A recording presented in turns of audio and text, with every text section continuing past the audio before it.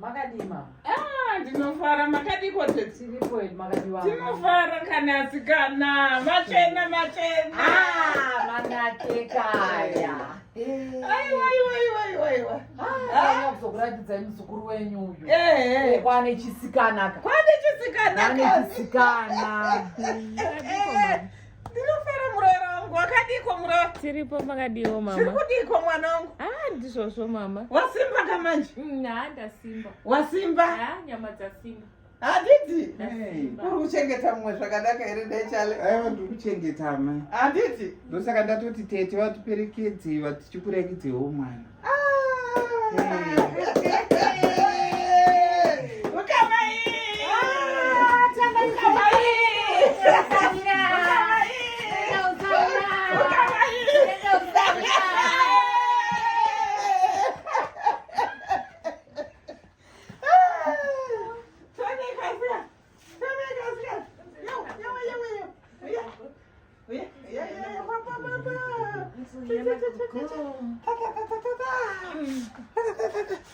Ndachatokura nemi. Atokura kani.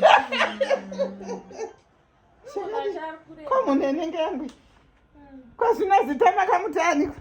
Anonzi Jillybaby. Zita rani? Renyuka. Takamupa zita renyu. Zita rangu? Anonzi Jillybaby.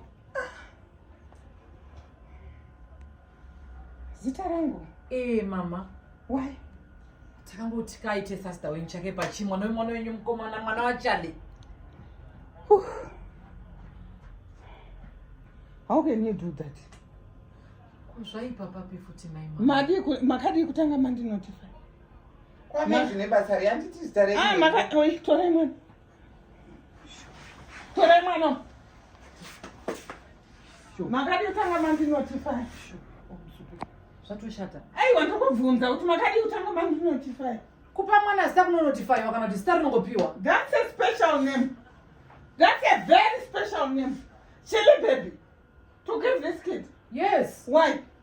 Ande muzukuru wenyu mwana wenyu mukomana chale. Moka zita rangu indini. Chakaipa chipa zviri. Kuspread zita rangu. Chale, mai wako ane problem iyi. Ndati zita rangu raita vanhu vangani munyika iyi. Chitaurai kama kagara pasi. Ndati zita rangu raita vanhu vangani munyika. Mai. Kwachivo. Iwe chalega. Don't override me. Urongenzwa. Handisi kutomboda kana zvema-phone calls today. For this minute. I can't tolerate this nonsense. I can't. Kupa mwana zita inonsense. Chiri kutadzisa kuti mupere mwana zita rake cheruchi. Amai makundinyadzisa pana atete. Tauyawo nemweya. Ndiri kuda kuti tete vazive huna. Havana huna. Zviri kutoratidza kuti hamuna huni inini. Imi ndinova makudedza kuti Jillybaby. Kana makutaura nyaya yekuti handina hunhu mada kupesana neni manje. Ndinozonyatsokuratidza kuti handina hunhu. Kana makutaura nyaya yekuti handina hunhu, ndinozonyatsokuratidza kuti handina hunhu. Ndimi makutoshaya hunhu. Ene ndogona kutokushayirai hunhu right now.